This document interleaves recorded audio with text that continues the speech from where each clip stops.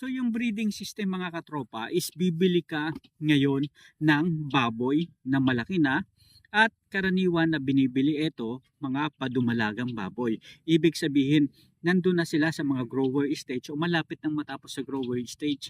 Kaya nga, ito breeding. Ibig sabihin, dumalaga or malaki na yung baboy, bibilhin mo, gagawin mong dumalaga at itutuloy mo, gagawin mong inain hanggang sa manganak siya.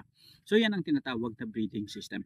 Ibig sabihin, magpapabreed tayo ng baboy at aalagaan natin hanggang sa maging future inahin na siya. At pabreed na tayo ng pabreed. So kuha tayo ng kuha ng mga bagong magagandang lahi sa ating mga alagang baboy.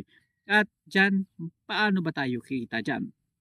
Yung lahat ng mga resulta nyon is maaari nating ibenta sa mataas na presyo ng mga baboy. Ito, breeding system. Bakit breeding system? Kasi nga, bibili ka ng isang lahi ng baboy na maganda na at yun ang palalahian mo ng magandang lahi rin.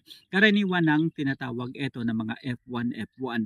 Ibig sabihin yung F1 na magandang lahi yung bibilhin mo at palalahian mo rin sa baboy na katulad ng lahi niya. Ibig sabihin, magiging maganda ang resulta nito dahil lahat ng mga katangian ng baboy na yon maaari nilang makuha. Kaya naman, kapag nag-breeding ka is maaari mong maibenta. Ang magiging resulta nito sa mataas ang magandang presyuhan. Kaya naman sa ganitong paraan masisigurado mo na kikita ka. Ngayon, pangalawa, ano naman itong tinatawag na grow out system? So tara, himayin naman natin yan.